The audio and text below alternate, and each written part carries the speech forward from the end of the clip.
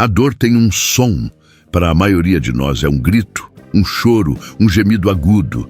Mas quando a dor ultrapassa um certo limite, quando ela deixa de ser um evento e se torna um estado de existência, o som que ela faz é o silêncio. Um silêncio absoluto, pesado e sufocante. Era nesse silêncio que ele vivia. Não havia mais latidos, não havia mais ganidos, não havia sequer o som da respiração forçada. Havia apenas um corpo inerte, deitado sobre a terra batida e fria de um terreno baldio, cercado por entulho que a cidade descartou, assim como o descartara. Se você passasse por ali, naquela estrada de terra esquecida por Deus e pelos homens, você provavelmente não o veria. Ele se confundia com a sujeira. Sua pelagem, que um dia talvez tenha tido cor e brilho, era agora uma crosta endurecida de lama, sangue seco e óleo de motor. Ele era uma estátua de sofrimento esculpida pela negligência humana. O nome dele, ele não se lembrava mais. Talvez nunca tivesse tido um. Na mente nebulosa daquela criatura, a única identidade que restava era a fome. Uma fome que não era apenas de comida, mas de dignidade. Ele estava no estágio final. Aquele momento em que o corpo, sábio em sua biologia, começa a desligar os sistemas não essenciais para preservar o último sopro de vida no coração e no cérebro. Ele não conseguia mais levantar a cabeça. As moscas, cruéis em sua natureza oportunista, já o rondavam, sentindo o cheiro do fim. Para o mundo, ele já estava morto. Mas lá no fundo, em um lugar que a ciência não consegue explicar e que a medicina muitas vezes ignora, havia uma brasa, uma fagulha teimosa, irracional e poderosa que se recusava a apagar. Ele não sabia por que estava lutando. Não havia lógica em continuar respirando quando cada inspiração era uma facada em seus pulmões cansados. Mas ele continuava, um segundo de cada vez. Ele estava esperando, não a morte, mas um milagre. E o problema com milagres é que eles raramente chegam com trombetas e luzes celestiais. Às vezes, o milagre chega em um carro velho, com o pneu furado, dirigido por alguém que estava apenas tentando pegar um atalho para casa. Esta é a história de como o fundo do poço se tornou o alicerce de uma montanha e de como um cão que não tinha nada ensinou a todos nós o que significa ter tudo. Para compreender a dimensão da reviravolta que estava prestes a acontecer, precisamos olhar para a realidade nua e crua daquele animal. Ele não chegou àquele estado da noite para o dia. A deterioração de um ser vivo é um processo lento e agonizante. Provavelmente, meses antes, ele fora abandonado. A confusão inicial, a corrida atrás do carro que se afastava, a espera leal no mesmo lugar por dias, crente de que seus humanos voltariam. Depois, a sede, a busca desesperada por poças de água. A competição com outros animais mais fortes. As pedradas de quem se incomodava com sua presença. A sarna demodécica que começou como uma pequena coceira e tomou conta de todo o seu corpo, fazendo cair o pelo e deixando a pele em carne viva, exposta ao sol e ao frio. Ele se tornou um monstro aos olhos de quem o via. As pessoas não sentiam pena, sentiam repulsa. Elas atravessavam a rua. Elas fechavam as janelas dos carros. Essa rejeição constante é um veneno que mata a alma antes de matar o corpo. Ele aprendeu a se tornar invisível para sobreviver. Ele aprendeu que o contato visual trazia dor. Então, ele se escondeu naquele terreno. Deitou-se entre pneus velhos e tijolos quebrados e aceitou que aquele seria seu túmulo. Mas naquela tarde de terça-feira, o destino interveio através de um homem chamado Lucas. Lucas não era um socorrista de animais, não era veterinário. Era um professor de história cansado, voltando para casa após um dia exaustivo, com a cabeça cheia de problemas financeiros e preocupações mundanas. O GPS o mandou por aquele caminho para fugir do trânsito da rodovia principal, Quando o carro dele passou por um buraco e o pneu estourou, Lucas desceu praguejando. Ele chutou o pneu, olhou para o céu cinzento e pensou: por que tudo dá errado para mim? Mal sabia ele que aquele pequeno inconveniente era, na verdade, uma engrenagem divina se movendo. Enquanto trocava o pneu, suando e irritado, ele sentiu um cheiro forte, adocicado e podre. Ele olhou ao redor, procurando a fonte, talvez um animal morto no mato. Seus olhos varreram o entulho e pararam. Ele viu o que parecia ser um tapete velho e sujo jogado no chão. Mas então, o tapete suspirou. Foi um movimento quase imperceptível das costelas.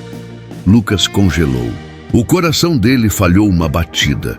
Ele largou a chave de roda e se aproximou devagar. À medida que chegava perto, a imagem se formava e o horror se instalava. Não era um tapete, era um cão, ou o que restava de um. Lucas cobriu a boca com a mão, o estômago revirando não de nojo, mas de choque, como aquilo ainda estava vivo. Ele se ajoelhou na terra, ignorando a sujeira em sua calça de trabalho. "Ei, amigão", ele sussurrou. A voz dele tremeu. O cão não se moveu, mas o olho, o único que não estava inchado e fechado pela infecção, girou lentamente em sua direção. Aquele olhar. Lucas diria mais tarde que aquele olhar mudou a vida dele para sempre. Não havia raiva ali, não havia medo. Havia apenas uma tristeza infinita e uma pergunta silenciosa: você veio para me machucar ou para me salvar? Naquele momento exato, Lucas teve uma escolha. Ele poderia ter voltado para o carro, terminado de trocar o pneu e ido embora.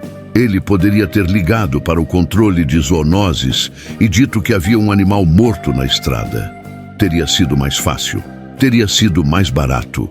Ninguém o julgaria, porque ninguém saberia.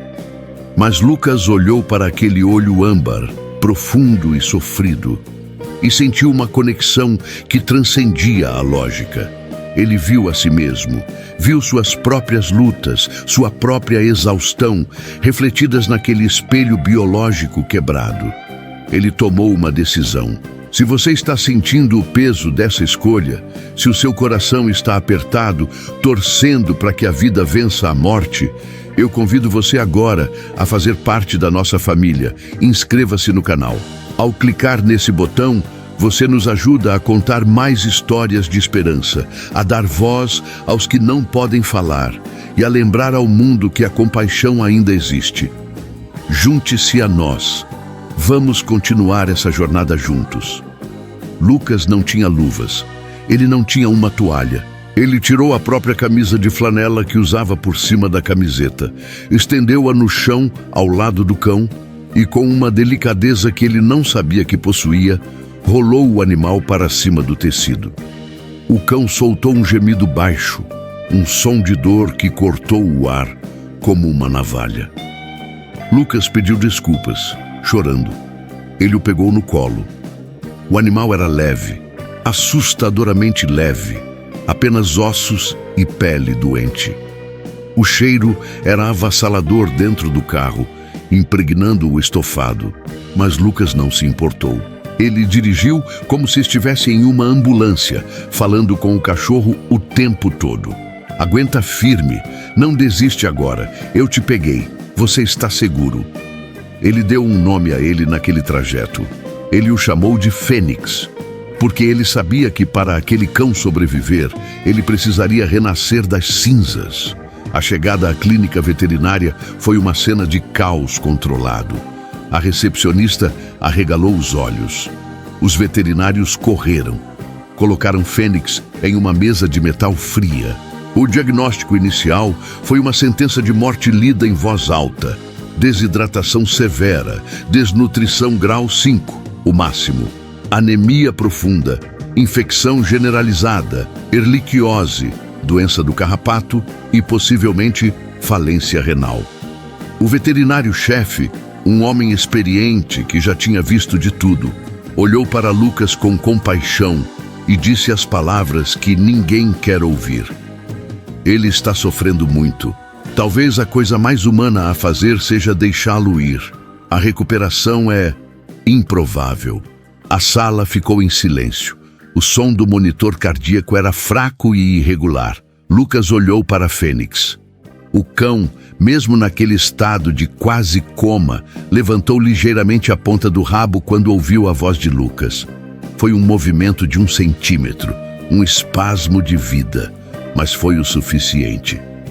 Não, disse Lucas. Enquanto ele estiver abanando o rabo, nós vamos lutar. Faça tudo. O dinheiro não importa. Eu dou um jeito. Salve ele. E assim começou a batalha. As primeiras 48 horas foram críticas. Fênix recebeu transfusão de sangue.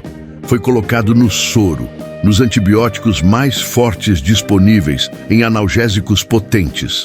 Ele foi banhado, não com água e sabão, mas com medicamentos para matar as bactérias em sua pele. A água que escorria dele era preta e vermelha.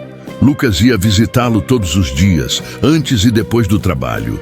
Ele sentava na frente da gaiola de recuperação, lia livros para ele, contava sobre o dia.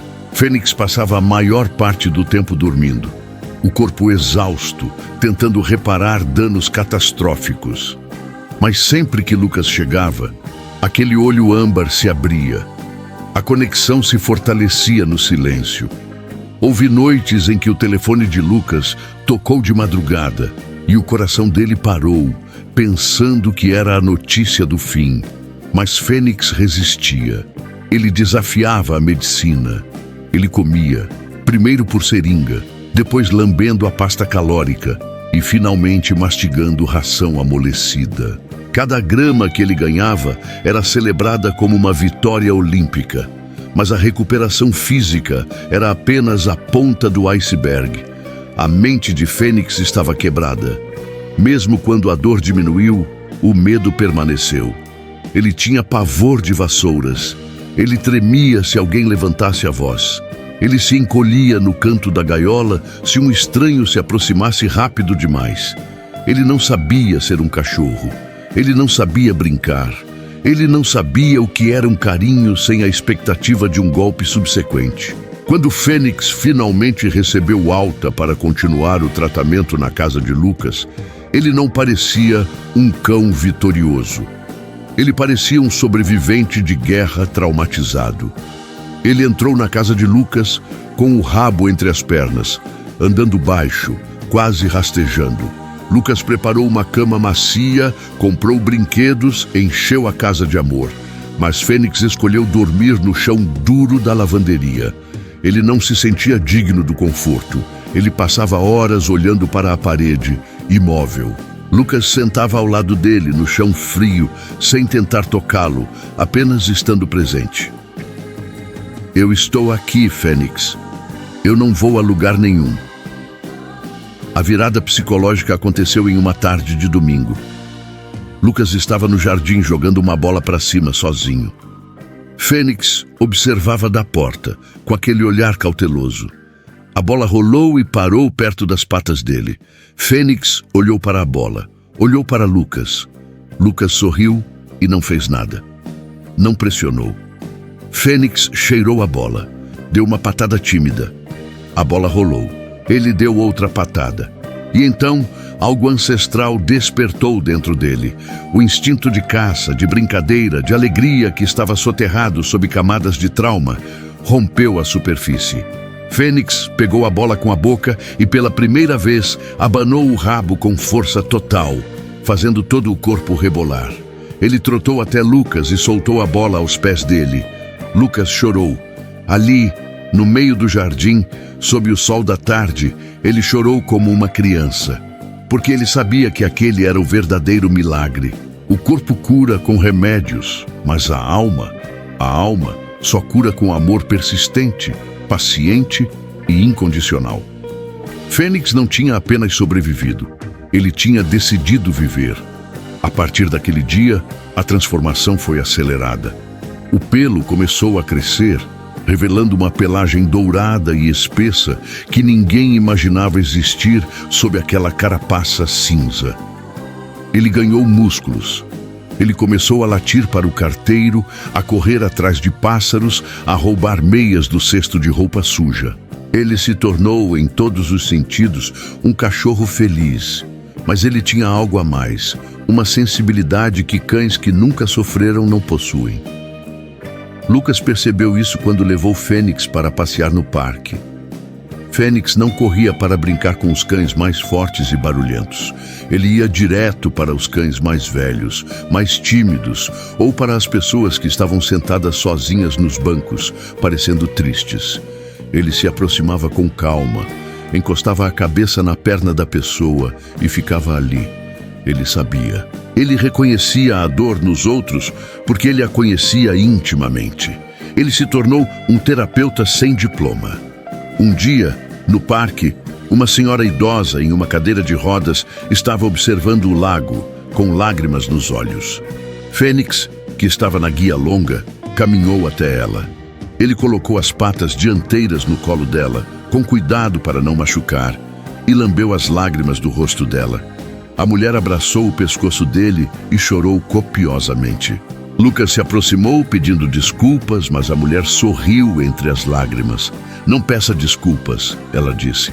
"Meu marido faleceu semana passada. Eu não recebia um abraço desde então." Como ele sabia? Lucas olhou para Fênix e respondeu: "Ele sabe o que é se sentir sozinho, e ele decidiu que ninguém mais vai se sentir assim perto dele." A história de Fênix começou a se espalhar. Lucas postou fotos do antes e depois nas redes sociais, não para ganhar likes, mas para mostrar que a recuperação é possível. As imagens viralizaram.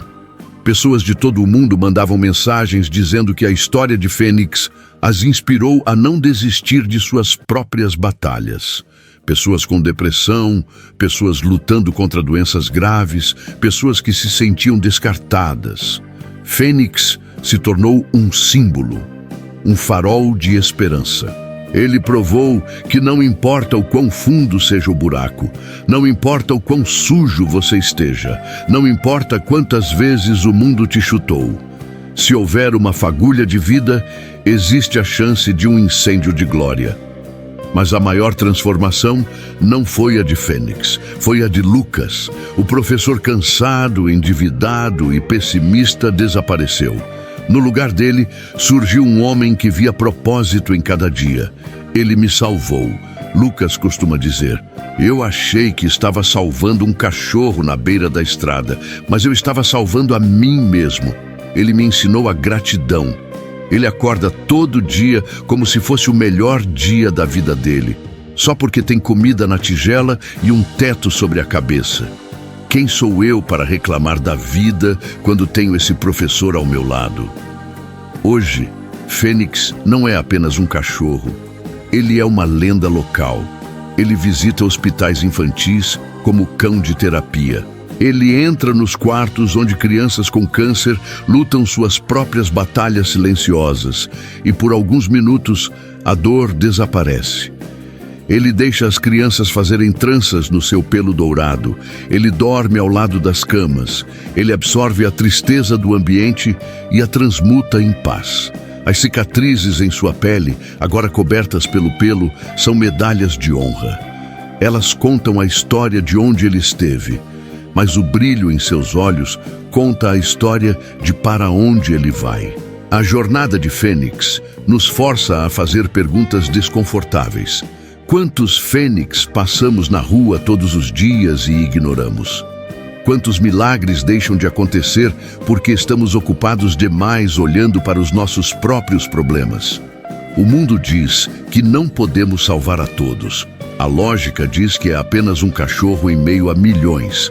Mas para Fênix, o mundo inteiro mudou. E para Lucas, o mundo inteiro mudou.